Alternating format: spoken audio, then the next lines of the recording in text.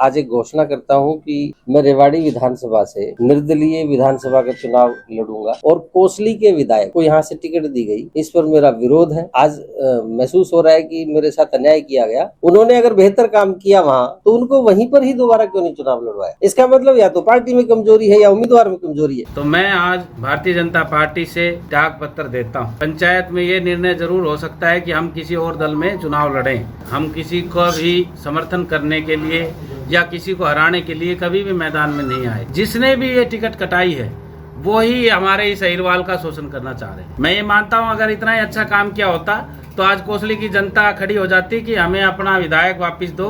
कोसली विधानसभा में अनिल को जो टिकट दी गई है उससे सभी कार्यकर्ताओं में भारी आक्रोश है और सबका सामूहिक फैसला हुआ है कि अगर यदि भारतीय जनता पार्टी का ये तथाकथित अगर उम्मीदवार को नहीं बदला गया तो सारे के सारे पार्टी के पदाधिकारी अपने अपने पद जो है पद से त्याग पत्र सामूहिक रूप से प्रदेश अध्यक्ष माननीय श्री मोहनलाल बड़ोलू जी को भेज रहे हैं।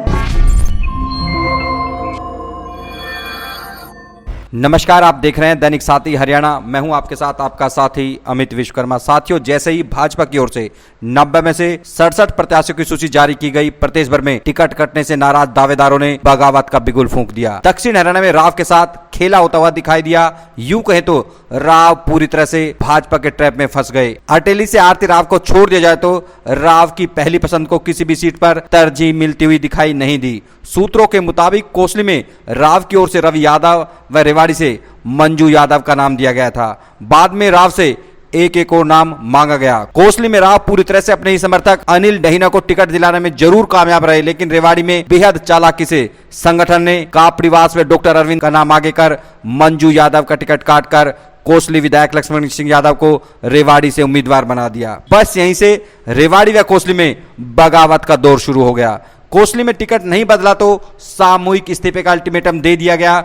टिकट कटने से नाराज दावेदारों की प्रतिक्रिया भी दिखाएंगे और क्यों कहा कि आजाद उम्मीदवार उतारा जाएगा। लेकिन इससे पहले रेवाड़ी सीट पर मचे घमासान से आपको अवगत कराते हैं। यहां पर जैसे ही लक्ष्मण सिंह यादव का नाम सामने आया, पूर्व जिला प्रमुख सतीश यादव, सतीश खोला व सन्नी यादव ने बगावती तेवर दिखाते हुए चुनाव लड़ने का ऐलान कर दिया। इसी बीच बीजेपी के पूर्व विधायक रणधीर सिंह कापड़ीवास के आवास पर एक एक करके तमाम दावेदार पहुंचने शुरू हो गए। भाजपा प्रत्याशी भी पहुंचे और आजाद लड़ने वाले दावेदार भी। वहीं भाजपा के वरिष्ठ नेता डॉक्टर अरविंद यादव की ओर से यूं तो कोई आधिकारिक बयान नहीं दिया गया, लेकिन डॉक्टर अरविंद के आवास पर पूर्व जिला प्रमुख सतीश यादव व पूर्व विधायक रणधीर सिंह कापड़ीवास की बैठक बहुत कुछ कहने के लिए पर्याप्त है। सूत्रों के मुताबिक 2 दिन बाद ये लोग कोई बड़ा फैसला ले सकते हैं। सभी जानते हैं कि रेवाड़ी सीट से कांग्रेस प्रत्याशी चिरंजीव को हराने के लिए एकजुट होना बेहद जरूरी है। वहीं दूसरी ओर 2019 में भाजपा प्रत्याशी रहे सुनील यादव ने अभी तक अपने पत्ते नहीं खोले हैं। बताया जा रहा है कि मुझसे पूर्व भी निर्दलीय चुनाव लड़ने का ऐलान कर सकते हैं। वह भी अपने समर्थकों के साथ मंथन कर रहे हैं। रेवाड़ी में बगावती हुए सतीश खोला व प्रशांत उर्फ सन्नी यादव को दिखाने से पहले आपको कोसली में टिकट कटने से नाराज व निराश दावेदारों को दिखाते हैं। आखिर किस तरह से नाराज और किस तरह से आरोप लगाते हुए दिखाई दे रहे हैं। छोटे से कार्यकर्ता से लेकर सब बड़े कार्यकर्ता तक आप सामूहिक रूप से आए हैं और सबका एक फैसला हुआ है इस समय और डिसीजन लिया गया है।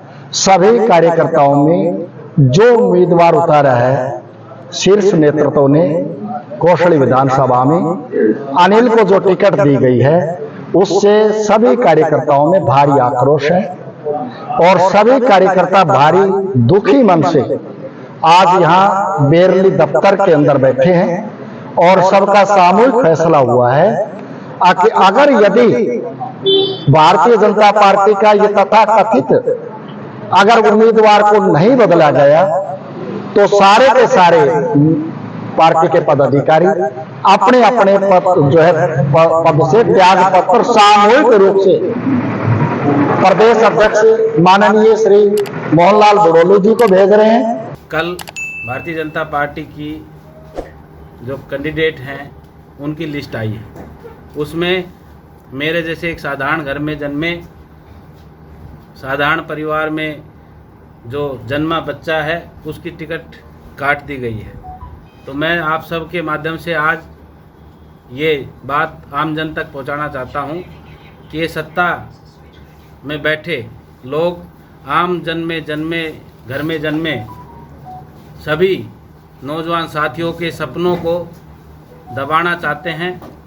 जो नौजवान आम घर में जन्मा है, जो जनप्रतिनिधि बनकर जनता की समस्या को सुलझाना चाहता है, ये उनका शोषण करना चाहते हैं। तो मैं आज भारतीय जनता पार्टी से त्यागपत्र देता हूँ और जल्द ही मैं अपना त्यागपत्र जिला अध्यक्ष वंदना पोपली जी को पहुँचा दूँगा। मैं आप सबसे आज यही कह रहा हूँ कि रविवार को मैंने मेरे पैतृक गांव बूढ़पुर में सुबह 10 बजे पंचायत बुलाई है। आज चुनाव लड़ने का ऐलान करते हैं। उस समय पंचायत में ये निर्णय ज़रूर हो सकता है कि हम किसी और दल में चुनाव लड़ें। तो अगर कोई इस प्रकार की सहमति हुई तो उस दल से हम चुनाव लड़ेंगे, वरना मेरा जो निर्णय है वो ये है कि मैं जनता की टिकट पर चुनाव लड़ना चाहता हूँ। तो निधि कापड़ियावास जी पहले लड़ चुके हैं जी। और उन्होंने कहा कि अगर इस बार वो मेरा समर्थन करे, आपको समर्थन के लिए उन्होंने कहा है। देखिए जी, सब चुनाव लड़ें, हम किसी को भी समर्थन करने के लिए या किसी को हराने के लिए कभी भी मैदान में नहीं आए। सनी भाई, आपने बात कही कि तमाम तरह के जो आम घर के लोग हैं उनको दबाया। कौन वो लोग हैं? क्योंकि आप तो राव इंद्रजीत का झंडा खा रहे थे लगातार। नहीं, देखिए कि जिसने भी मेरा सर्वे में सबसे ऊपर नाम था, 2 ही रेवाड़ी विधानसभा से 2 ही नाम थे, मेरा और रणधीर सिंह कापड़ीवास जी का। और जो पार्टी का प्रोटोकॉल था कि उन्होंने ये कहा था कि हम नौजवानों को टिकट देंगे, तो मैं आज 36 साल का नौजवान आपके बीच में हूँ और जिनको टिकट मिली है वो 50 साल से ऊपर 55 साल से ऊपर व्यक्ति हैं। जिसने भी ये टिकट कटाई है वो ही हमारे इस अहिरवाल का शोषण करना चाह रहे हैं। लक्ष्मण जी कोसली से चुनाव उन्हें विधायक थे, अब उन्हें रेवाड़ी भेजा। किस तरह से देखते हैं इसको? यहाँ क्यों भेजना पड़ा उसको? मैं ये मानता हूँ अगर इतना ही अच्छा काम किया होता तो आज कोसली की जनता खड़ी हो जाती कि हमें अपना विधायक वापस दो, हमें सीट कोसली विधानसभा में लक्ष्मण जी को वापस भेजो। इस लोकतंत्र में निर्णय होता है, जनता अपना राजा चुनती है, जनता अपना सेवक चुनती है। मैं तो जनता का सेवक हूँ, वो जनता के हाथ में है कि वो अपने सेवक को चुनती है या वो अब फिर दोबारा किसी राजा को चुनने का काम करती है। आज एक घोषणा करता हूँ कि 2024 जो विधानसभा चुनाव जिसकी नॉमिनेशन आज से शुरू हो गई है, मैं रेवाड़ी विधानसभा से निर्दलीय विधानसभा का चुनाव लड़ूंगा। नॉमिनेशन की तारीख आजकल में तय कर देंगे, लगभग 9 तारीख 10 तारीख के आसपास अभी हमने बात की है अपने गुरुओं से, तो उसका एक समय तय हो जाएगा। मैं भारतीय जनता पार्टी का कार्यकर्ता रहा हूँ। 2009 में कोसली से चुनाव लड़ा था, लगभग 20,000 मेरी वोट आई थी। उसके बाद मैं भारतीय जनता पार्टी का कार्यकर्ता रहा। मैंने पार्टी के लिए जो काम बताया वो किया, लेकिन मुझे टिकट नहीं दी गई और कोसली के विधायक को यहाँ से टिकट दी गई।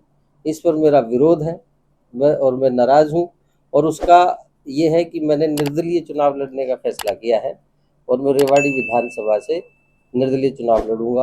आज महसूस हो रहा है कि मेरे साथ अन्याय किया गया, लेकिन जिसने जो किया वो वैसे भुगतेंगे।